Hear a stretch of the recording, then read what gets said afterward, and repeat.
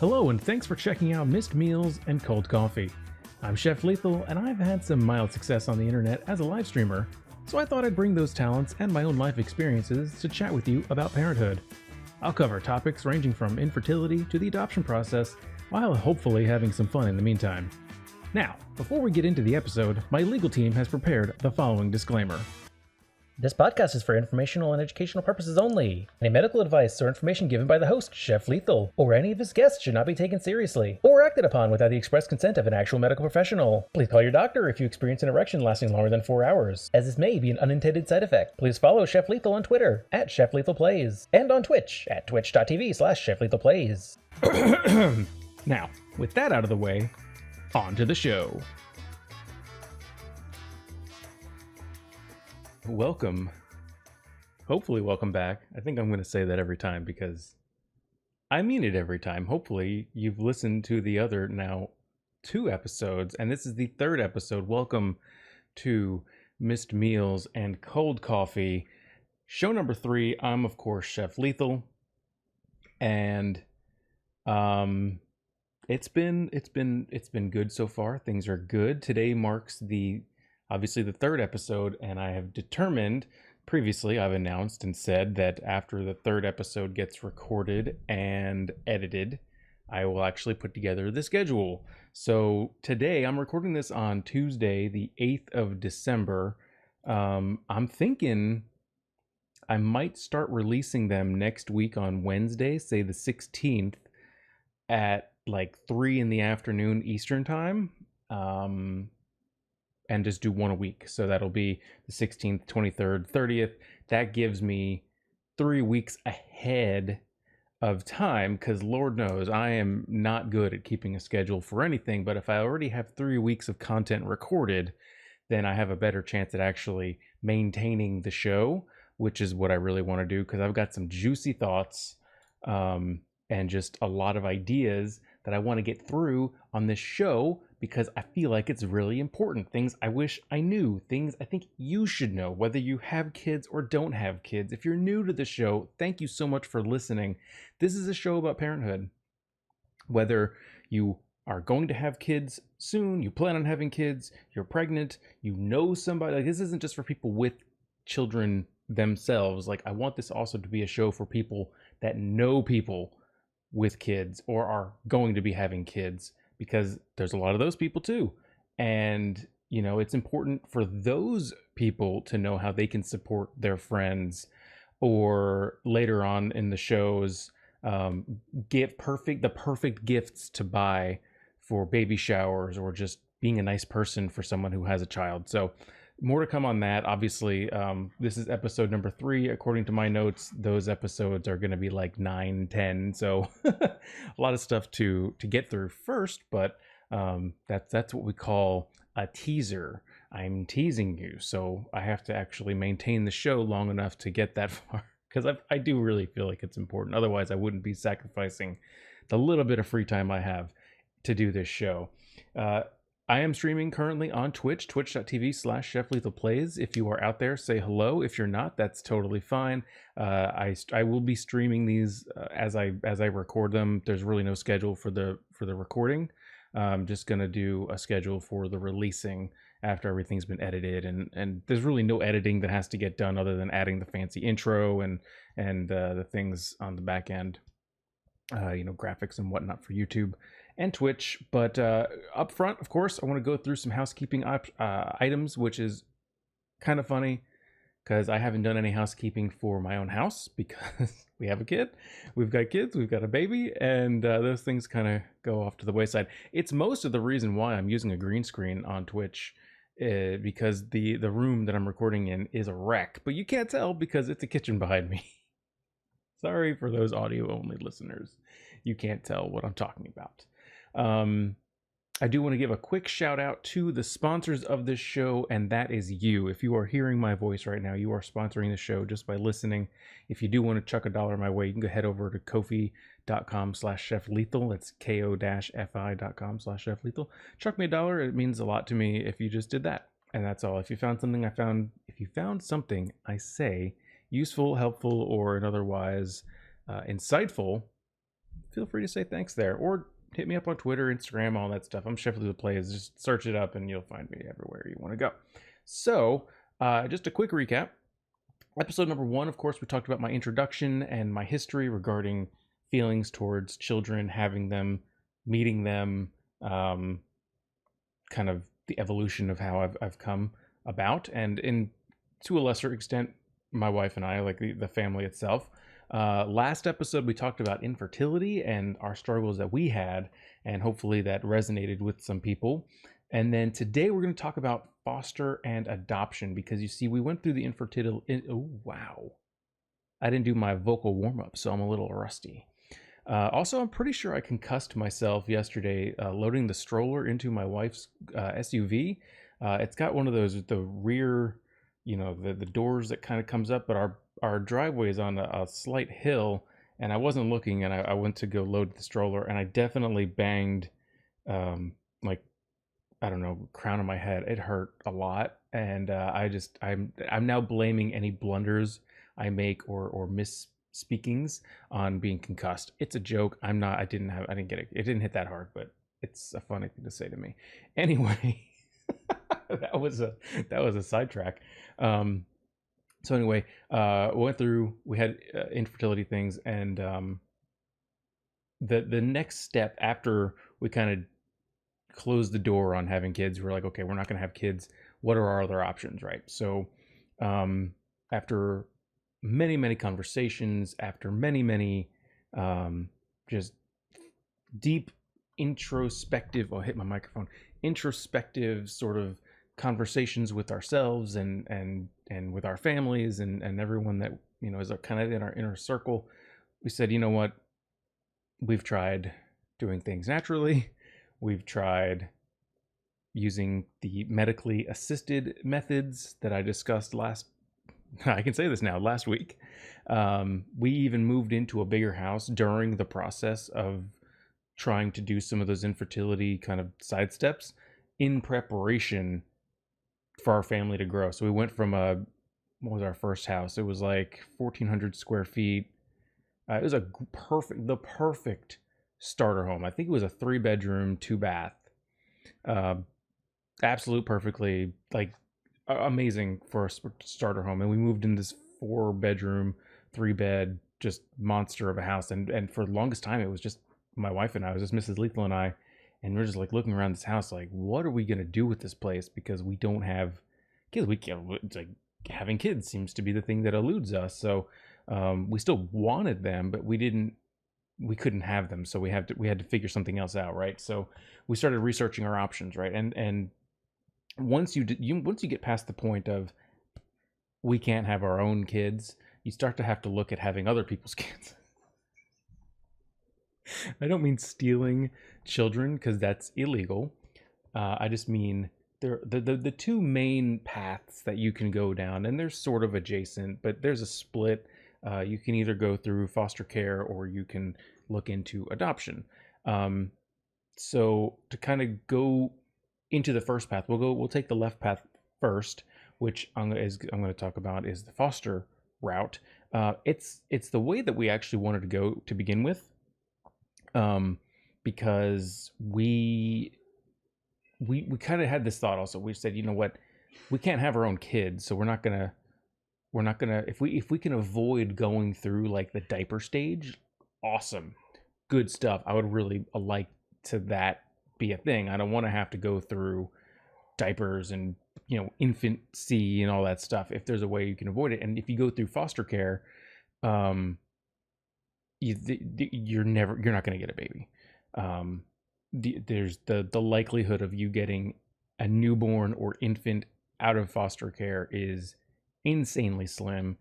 In fact, when you start looking into foster care, I don't know how it is everywhere, obviously, but here in Florida, at least where we are, you have to take classes to become kind of, I guess, certified to be a foster home. And I think it was 12 weeks or something like that. It's like once a week or twice a week. I don't remember. I just remember going, and it was kind of depressing. I mean, we learned a lot about the process, and there's just a lot of really heartbreaking stories, and just kind of the whole environment of foster care is really rough. And spoiler alert, we didn't end up going that route, and I'll get into that a little bit. Chiming in on the Twitch chat, we got Living Ted asking how I'm doing, man. I'm doing pretty good. We're recording a podcast right now, and yeah, life's been treating us pretty well, man. I hope you're doing okay too. Once again, we are live over at twitch.tv/ChefLethalPlays. Okay, so in the foster care classes, they talk about, they set expectations and you get certified, you learn all these things. And then at the end of it, it's kind of like, here's your piece of paper, good luck. And one of the things that they told us in the class, the lady that kind of facilitated it was really cool. Like, she was really nice and obviously knew her stuff, certified by the state and whatnot. But she said that a lot of people have this misconception that they would get a baby, and they go through these foster care classes and they expect you to just get to the end and go, give me baby. And there is no baby, because more than 9 times out of 10, like 9.9 times out of 10, there is no baby. The foster care system is loaded with older children. And I don't mean older just like, oh, they're a little older, they're 3 or 4 or whatever. There's like, 16, 17-year-old kids still sitting in foster care. It's ridiculous. It's heartbreaking. And there are people in the world who are able to help these kids, like we heard stories of older couples, particularly not even like older, but like in their 50s, who, their own kids moved out of state, whatever. They're successful doing their own thing, and they open their house to foster kids that are older, like really those older ones that are about to be kicked out of the system, to help them out and give them a place to stay, and give them a home, not just a place to stay. So yeah, there was a lot of that. A lot of nights we would leave those classes and like, man, I need a drink. It's depressing to hear about that. It's hard, it's heavy, and so we had more thoughts about that. And there's also this concept of foster to adopt. For the audio only team, that's I was doing air quotes for foster to adopt. A lot of people seem to think that you can go through the foster process with the expectation of adopting the child or children that you were fostering, and that is absolutely another minority. The concept of foster to adopt isn't even like written in the lexicon of foster care. It's something that happens sometimes, but generally speaking, if you are fostering a child, you are trained in these weeks of classes. You are trained to have this conversation with yourself and say, I want to foster this child, but at the end of the period, you let go.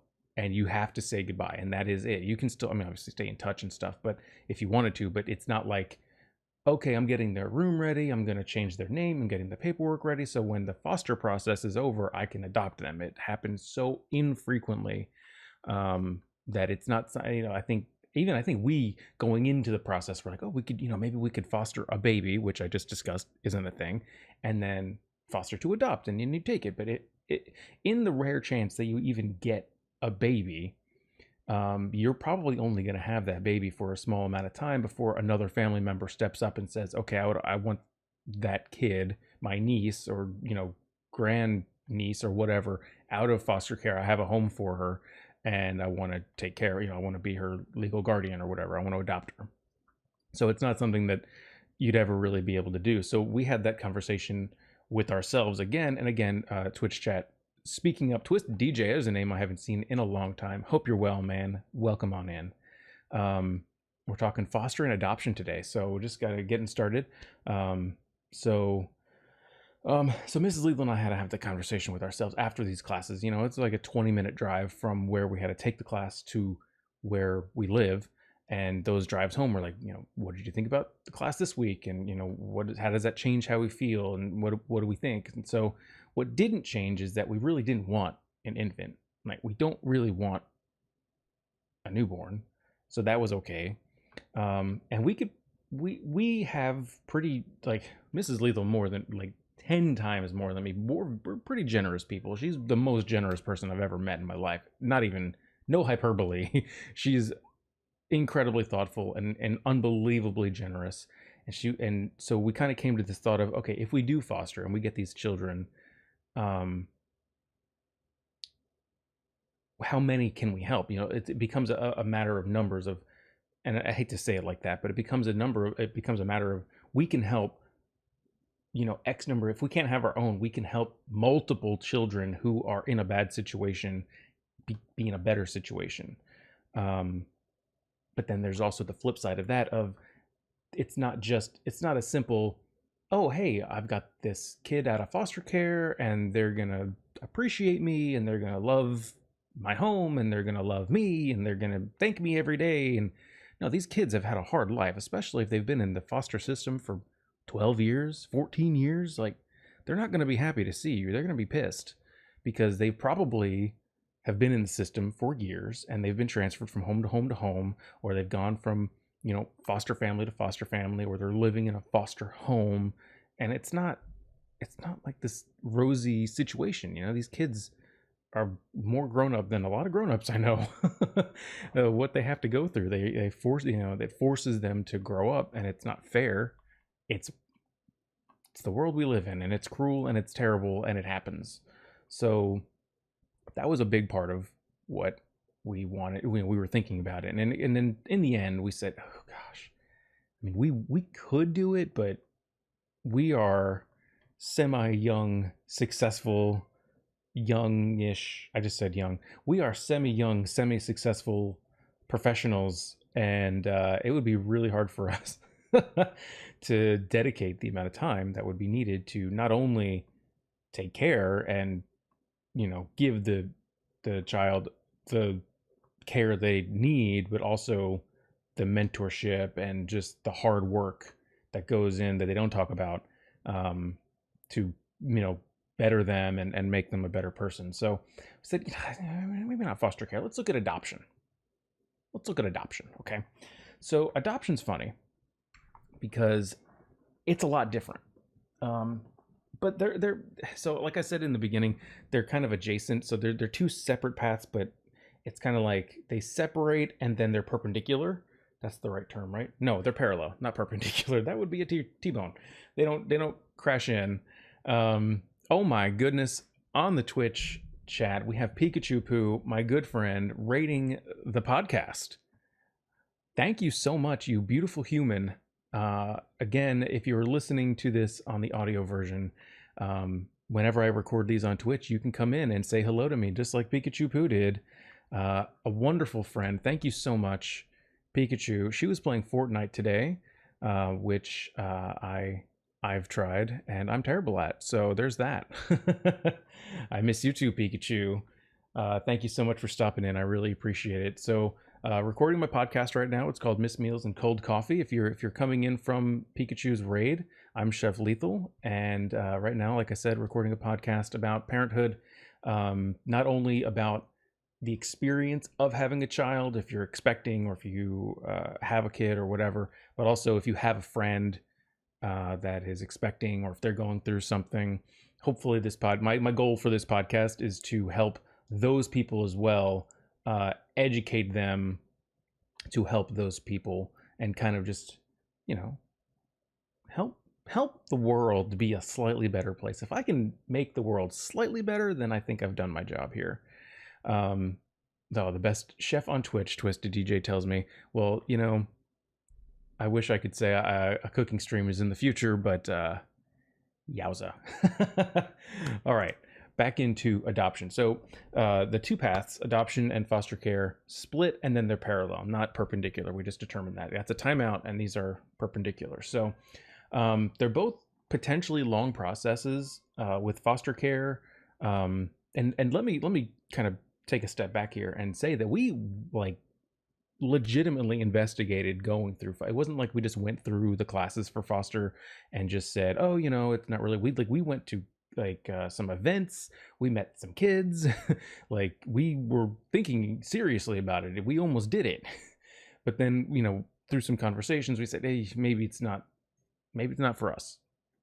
So then you start looking at adoption, and obviously adoption, you get the kid and it is yours forever. No questions asked, really. So I will talk about my own story here at the end after I talk about the general theory or the general concept of adoption, because our story was ridiculous.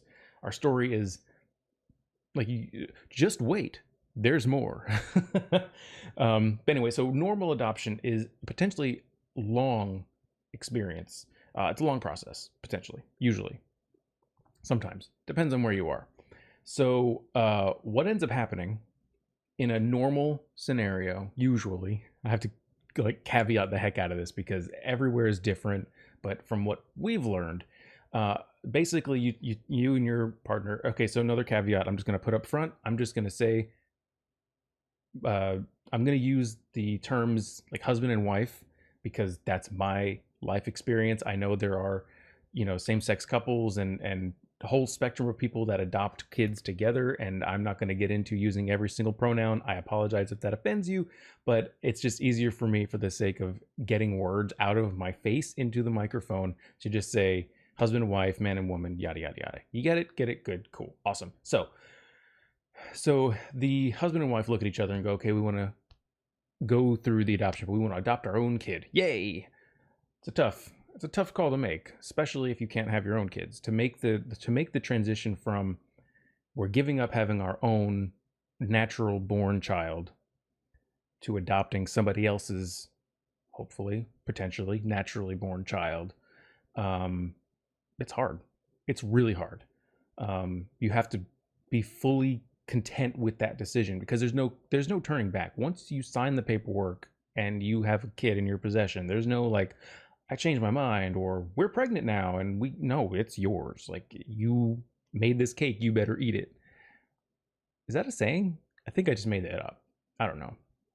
So um so essentially you create a booklet, like a binder that I don't know. We never really did this, but you create kind of like a brochure packet almost to sell yourself to potential adoptive families. So there's a registry of families, women, whatever, that are pregnant and they don't want to keep their child, but they don't want to abort it either. So they plan on having this kid and putting it up for adoption.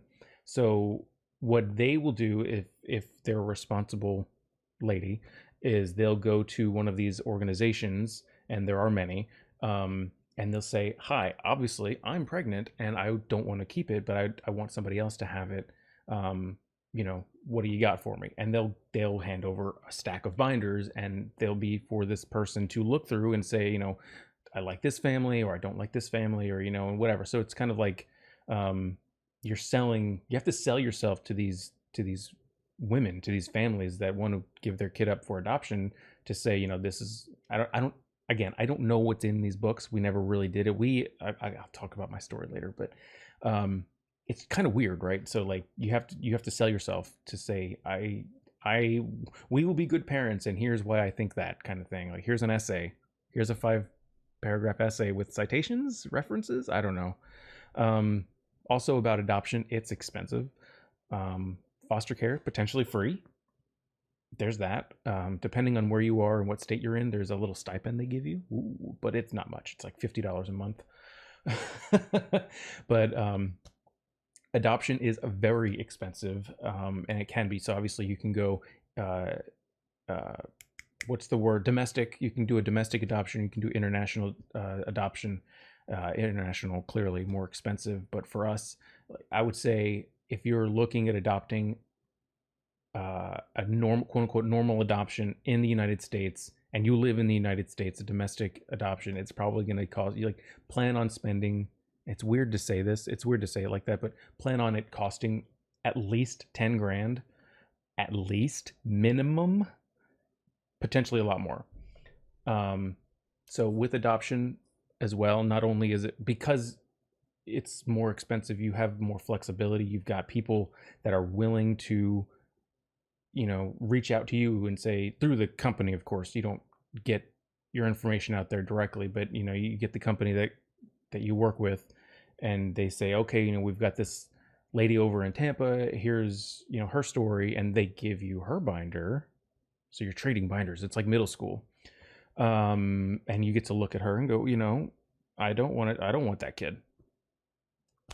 Yeah, I don't based on this brochure, I don't want to take that vacation. So you say, you politely decline and you send it back and say, and you wait. So it can take years for an adoption to go through based on, just the right couple of binders matching up, and each party saying, I like that family and I like that family. So it can take a while. International can take even longer.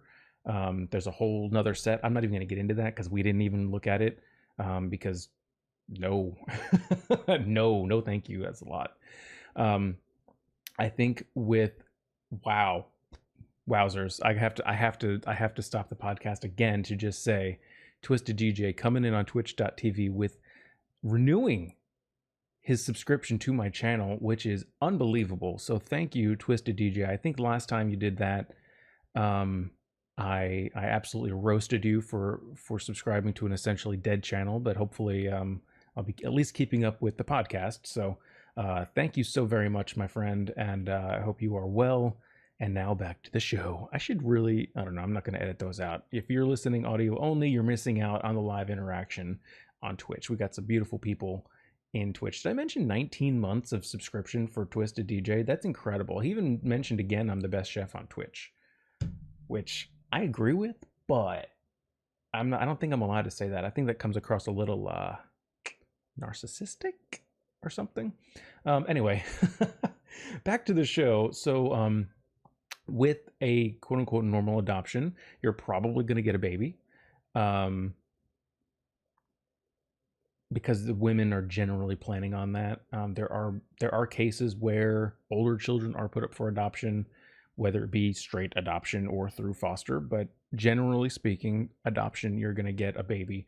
There are the planned adoptions where like I just mentioned, where women will go to an organization and say, I'm pregnant, I want to give my kid up for adoption. There's also situations where they don't do that and they'll go to the hospital pregnant and say, like, ready to give birth, and say, I don't want this kid, I would like to pass it off for adoption. And I have no idea what they do after that. But it's crazy. Like, that's insane to me. But it happens. Apparently it happens because we had to sign paperwork affirming that we were going to keep our child just a few months ago. So adoption has its own risks. Even, I'm not going to get into international because international can mean anything. Like right now, Pikachu Poo, who's in my Twitch chat, she's in Europe, the Netherlands. I can never mind. She's in the Netherlands, and international to her would mean adopting from the United States, which I couldn't even begin to describe what that would even be like. But as an American, international, of course, means the rest of the world, the metric world. So I'm not even going to get into it because it means so many things. So I'm just going to talk about in America. So there's the own risks that happen with adoption. So you could go through the process of like binders matching up and everybody's cool, copacetic. The lady can have the baby at the hospital and go, oh, damn, this baby cute. And they can keep the baby. I think they can keep the baby. Which, imagine how heartbreaking that would be for a family expecting to get a kid on December 9th, and the woman goes to the hospital, gives birth, and says, ooh, that baby kind of looked like me. I'm going to keep the baby. And they keep the baby. So, yeah, there's that. That can happen. There are also situations that come up where if you don't have proper representation or all of the boxes aren't checked, fathers can come out of the woodwork and claim that it's their baby and have the rights to it. So that's something that you have to watch out for as well. So we had good lawyers, and you'd have to have a good lawyer to they do a little bit of investigation. If it's coming from like a single mother, they'll investigate, they'll interview her and see if she knows who it could be, whose baby it could be. They'll try to track down any biological father and get his consent and write off, because if he's not around, generally he doesn't know that there's a baby involved. But like a hit it and quit it type situation. But there's a chance where like if Jim got Jessica pregnant and then left, And then Jessica posts on Facebook, oh my goodness, I can't believe I'm having my baby next month, I'm giving it up to adoption. Jim can come back and see that post and go, whoa, doing the math, the trigonometry meme, that's probably mine, and can, get a paternity test and say, no, you're not giving that up for adoption. I want that baby. And then you're screwed again, even if you've already agreed. So that's why you get lawyers to do the work for you. And then finally, because adoption is so expensive, they don't, there are so many babies out there that get born into adoption, and it can be hard for people that want to have their own kid but can't afford it. So like for us, we went through infertility up to the point of right before doing IVF. And I talked about IVF last week, where a single treatment can be, I think 10K, 15K for one single treatment that might not work. Like I think the statistic is most women need 3 rounds for it to finally catch. And like, okay, so 15, if it's 15K, I don't know, I'm just guessing it's about 15K. That's $45,000 for one. Obviously you could be the statistical minority and get it on the first try, but that's rare, but that's still 15K. But if you go through adoption, it could potentially be less or more, based on a number of situations, a number of scenarios. So there are grants and loans available depending on where you are, what organizations you end up working with or want to work with.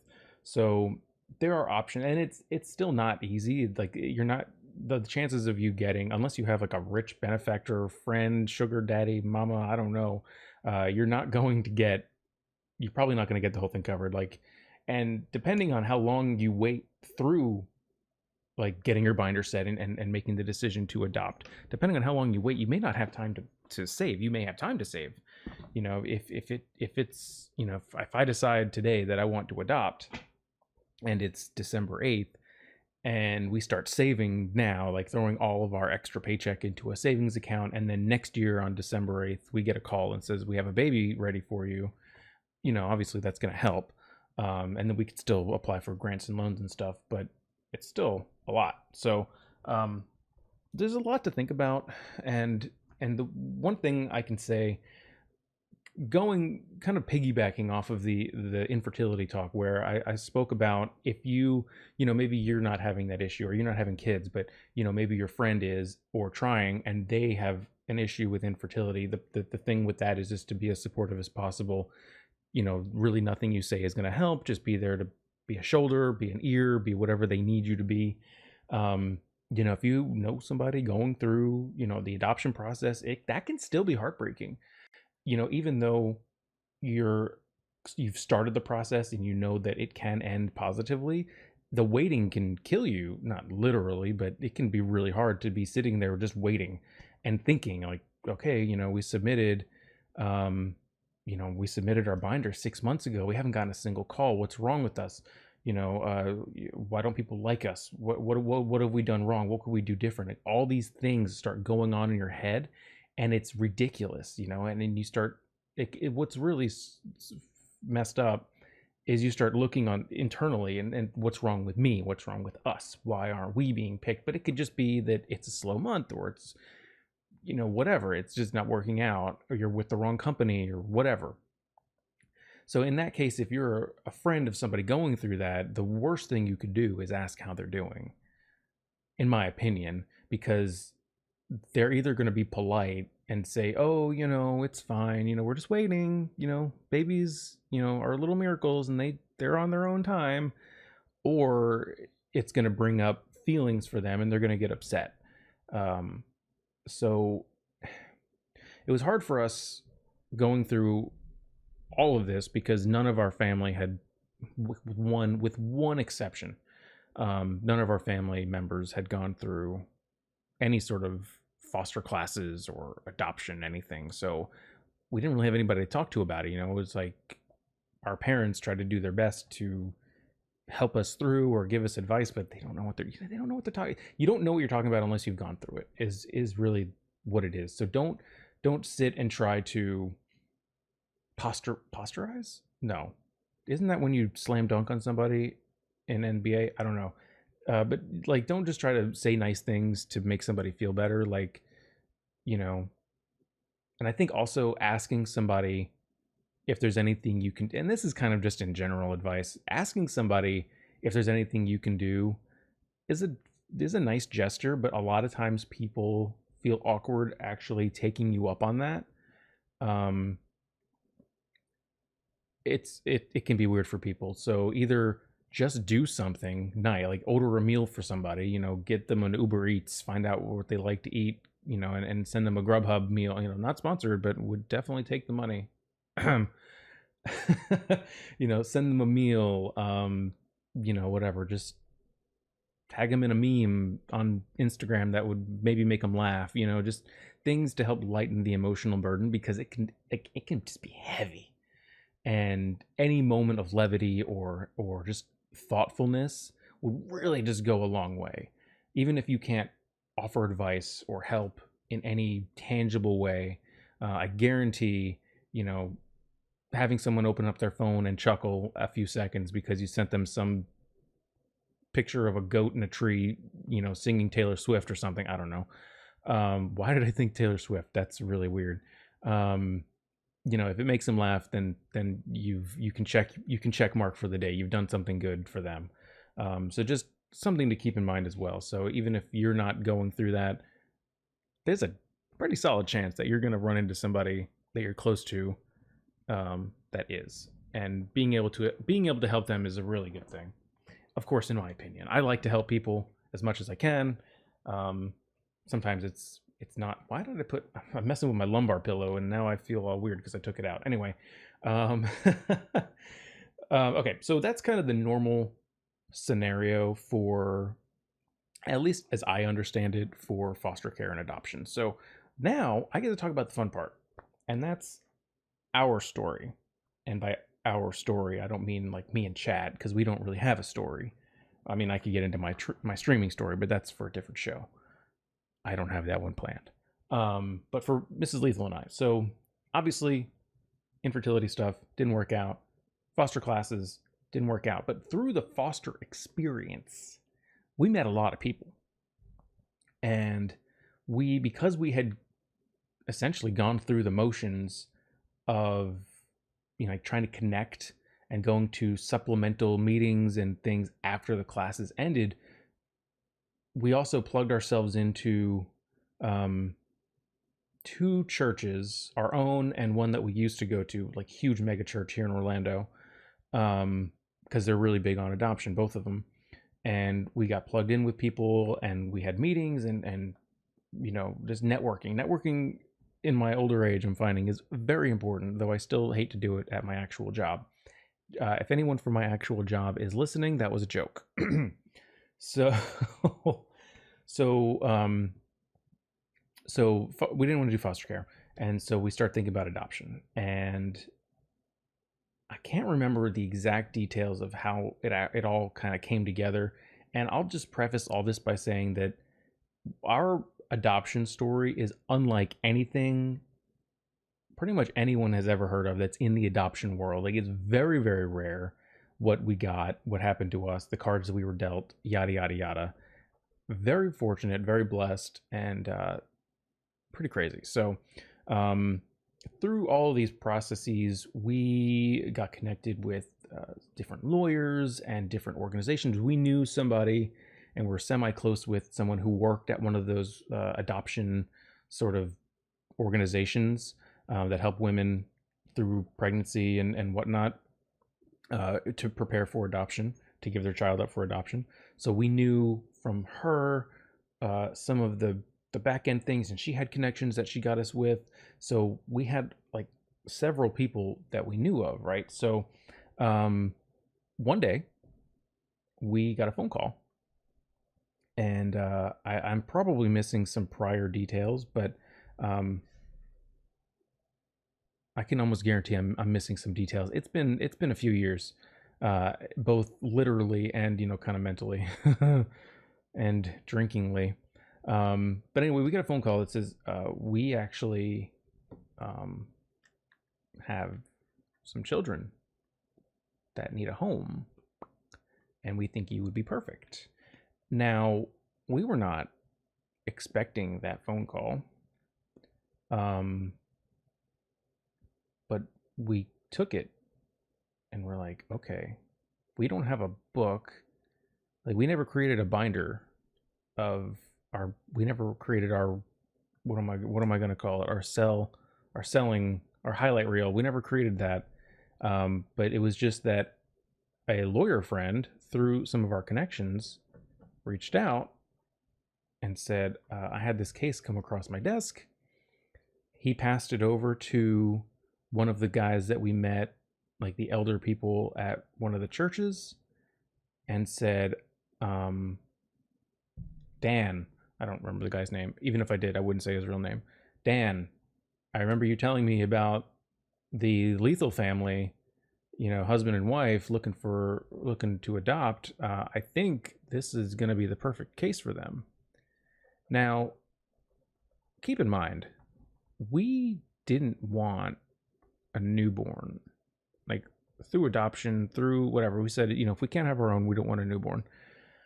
So we get this phone call, and we go through all the details, and they say that we've got these two kids, brother and sister, that need a home. Nothing wrong with them. They're beautiful kids, smart, sharp. 5 and 3. I'm sorry, what? Is that their IQ? No. 5 years old and 3 years old, they need a home. There's nothing wrong with them. No medical issues. Beautiful. Like I said, smart. Like everything that you could ever want. They even said they kind of look like you guys. Like, whoa. Okay. That's crazy. So we hung up with that phone call, and we're like, whoa, that's insane. Like, I think I may have passed out. I don't know. We may have chopped some onions. I think we called my mother-in-law, because I mean that's insane. Like that never happens. So to get a 3-year-old and a 5-year-old out of adoption is crazy. So immediately we start thinking, okay, what's the story? What's wrong? And what do we do? So we go through the steps, right? And so I'll even go into the financial part of it, because this was also wild. So because we integrated in different groups, and we already had applied for several grants at this point, just kind of like ahead of time. You know how like you get pre-approved for like a mortgage or a car. Kind of did the same thing.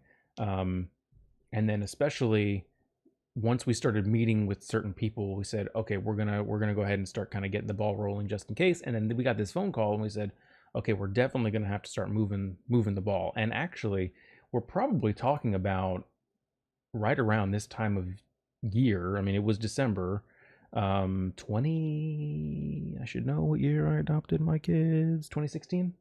And Rat Pack checking in on the Twitch chat. What's going on, man? Welcome on in. I love to see your face, or at least your name.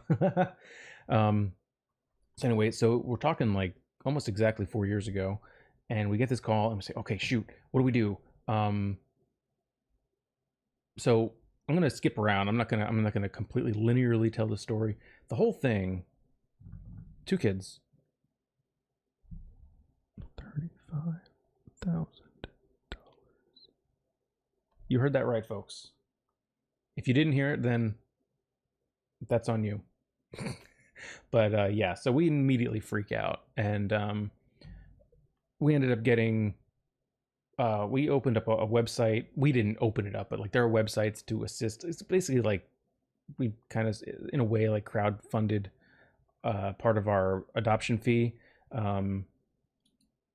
There were sites that would match it, I think, or something, that we ended up doing, and like we gave that to our family and friends, and like just blasted it on Facebook and everywhere we could. I think I even tweeted about it to see if anyone would give. I think a few of my viewers, like, actually I think we got a few $100s from some of my older viewers, which was really awesome. So they own like 0.01% of my kids. Pims, if you're listening, that's you, buddy. Um, and then through the church that we don't even go to, like the mega church, at that point in time, we still don't go there, but we weren't members. Like we didn't go regularly. We had gone in the past, but we knew that they were big into adoption. They gave us a huge grant, wiped out like nearly all of it. And then there are loans that you can get. We got a loan for the rest of it, and we were able to pay that off. It was unbelievable. We were so blessed. Not only the amount of people that stepped up, but just the organizations that stepped in and helped us. So we weren't really financially put off by adopting 2 kids for that price. So it was pretty crazy. And even I had mentioned that to somebody. Actually, I think several of you know in chat, but Gooderness, I met him at TwitchCon in 2017 and told him, he was like, that's a bargain. I was like, okay, it doesn't feel like it when you have to pay the bill, but okay. So anyway, I digress from the story, but so we go through this process, right? So we start freaking out. We get the money. We get some money of it. It's not like you pay it up front. I think there was like an upfront payment that we had to make, but it wasn't like, okay, the kids are going home with you. You owe us the money. Doesn't work like that. So yeah, there was like down payments we had to make and whatnot to the organization. So anyway, so we say yeah, let's, we were in the running. That's right, we were in the running to adopt these kids. So they called us and said, the mother has picked between you and another family, or we think you and another family are the right one. So if you have a binder, you could send her. That would help solidify. She needs to make a decision. She's going to make it this weekend. So let's just say, for instance, it's Tuesday. They said by Saturday she's going to make a decision. We don't have a binder. We weren't going through the traditional adoption process, and even if we were, we didn't have time. So we didn't have a binder. We didn't have our sales book. Oh, it's already 3:30. Okay, my kid has piano lessons soon. The aforementioned previously 5-year-old. Anyway, so I don't want to rush this either because this is pretty cool. So I said, okay, well, we created a video because I streamed at that point. At this point, I was like heavy. I had just gotten partnered on Twitch. The joke was I'm going to get partnered and then have a kid and then never stream again, and that kind of happened. So I had cameras, I had editing capabilities and everything. So my wife and we created a video interview kind of thing. We did a house tour. We toured around the house. This is where the girl is going to be sleeping, and this is the boys' room, and this is our kitchen, and this and that, and this is a little bit about us. We did one-on-one, like real world style talking head camera interviews. Excuse me, ew, gross. To the camera, and True Bag checking in on the Twitch chat. What's going on, man?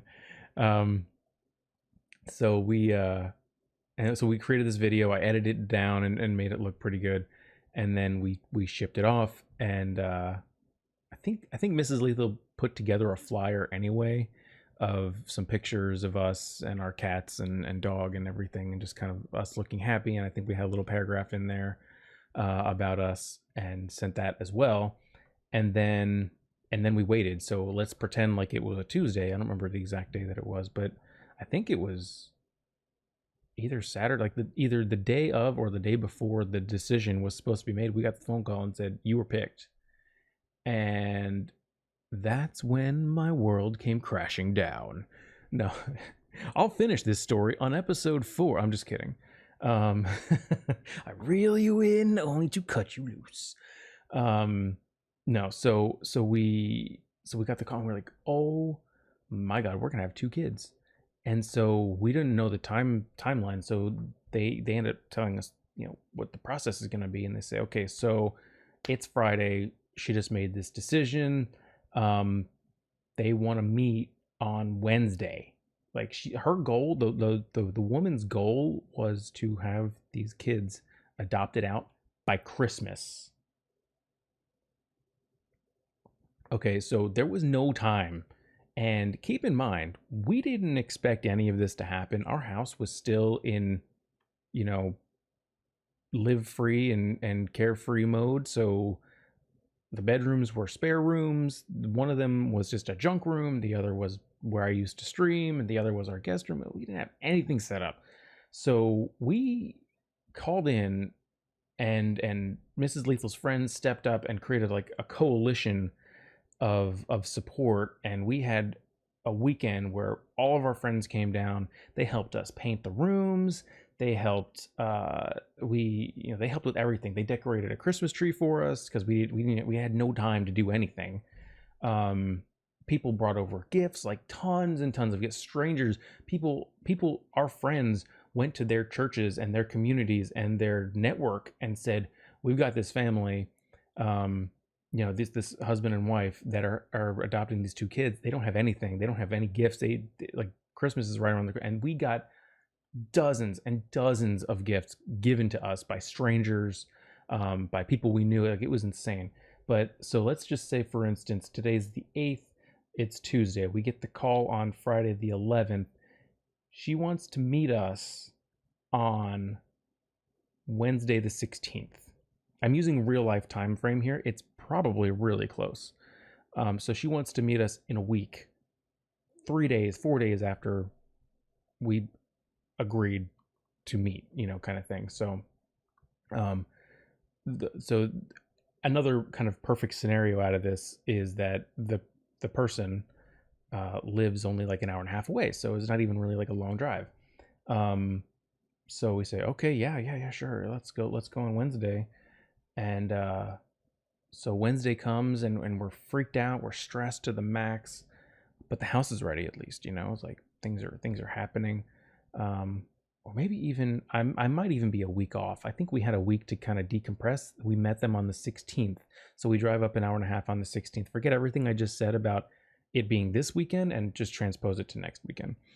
So we go up on the 16th, and we meet the lady's representation, like the people that she's been working with. We met her, and basically she seemed like a very nice person. This also is so far the longest episode of Missed Meals and Cold Coffee, and I kind of figured it would be. And I'm still gonna have to cut some stuff out here at the end. Not gonna be able to give the full detail. I'm gonna do that the next episode. I already have that one planned. Anyway, so this is just the process of the actual adoption. So we drive up there. We meet them at a restaurant. We had dinner. The lady was very nice. She was very forthcoming with information, and she's like, "Yeah, the crux of the whole thing was there's nothing wrong with them. I just can't provide for them the family, the life that they deserve." She was a single mom, barely making it work, and she says, "I'm never home. They're constantly with babysitters, nannies, whatever, and I don't have the capability of giving them what I feel like they deserve. So I think that you guys would be better for that." And we're like, "Oh snap, okay." And so we had planned on going on Wednesday and then coming back like on Friday or Saturday to meet them, and then potentially like come and meet them on Saturday and then take them on Sunday, kind of thing. So we're eating dinner, and we're wrapping up, and she goes, "Do you want to meet them tonight?" Okay, we weren't ready for that. That's very unusual. But we were like, oh, okay. We were dressed fine. We were dressed nice because we wanted to make a good impression, of course. Even though we had already been picked. We also learned that it wasn't even close. She didn't even watch the video until after she made her decision. So she made the decision strictly off of the little flyer that Mrs. Lethal made, and then watched the video with the kids, which I thought that was kind of weird. But anyway, I digress. So we go over to her house on Wednesday night after dinner, and something seemed weird. Neighborhood, let's just say, a little sketchy. A little sketchy at night. You could tell, not a well-off area, which is obviously, she admits that she's not that well off and she can't take care of these kids. That's fine. So we go in, meet the kids. We're crying. It's amazing. We're meeting them. Everyone has a happy face on. We get to the end, of the meeting. Like, we had to go home. We still had to go home, and we signed some paperwork, basically affirming that we're going to go through the process and everything. And they come over and they say, "Hey, the lady wants to know," and we know her. I'm not using names, but the lady wants to know if you want to take him tonight. No, absolutely not. One, that's incredibly awkward. Two, that's right, because at this point we didn't have anything ready, and so we were freaking out. It's like, no, we don't have anything ready. We can't take these children. Why wouldn't you want to prepare them a little better? It was kind of weird. So they said, okay, well, then you can come back. I forget when we came. I want to say it was a week or 6 days. It was something like that. It was so close to Christmas. Like, I'm telling you, it was either the 22nd. Actually, you know what? I hate to do this for the audio nonsense of it, but I marked it on my calendar. It's called Take Home Day, and we get wildly drunk. Yeah, so the 22nd. So Tuesday. It was a Tuesday. OMG. So my timeline is actually kind of working out. So we brought them home on Tuesday. So we had basically less than a week to get the house ready. And this is where we really start freaking out and invited all our friends over. Friends created a coalition of people to come over, help get the house ready, painted, helped us just in general get everything together. And it was so heartwarming and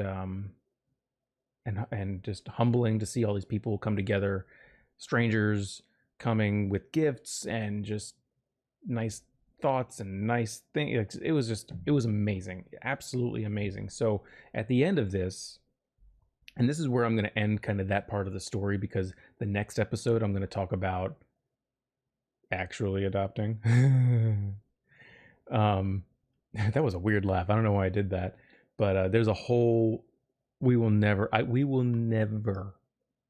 ever, and I say this a lot, like, oh, I hope I never forget this, or I'll never forget that time my cat jumped off the window or whatever. No, we will never forget.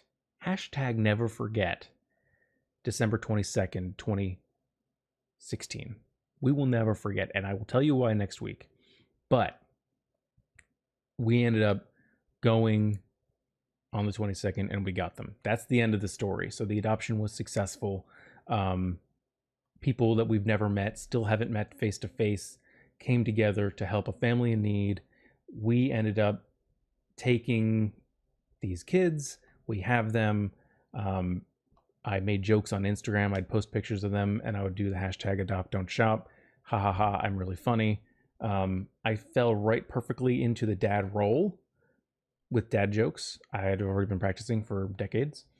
So that was that. So unlike a traditional adoption where you have plenty of time to plan and get your book together and get your room set and do all these things, it's great. We had 2 weeks from the time that we got the phone call to the time that we had our children in our home. Insane. So on that note, I am going to end this episode here. If you're in Twitch chat, I can hang out for probably 15 extra minutes. If you want to chat, we can talk whatever you want to do. Otherwise, I'll just end the stream.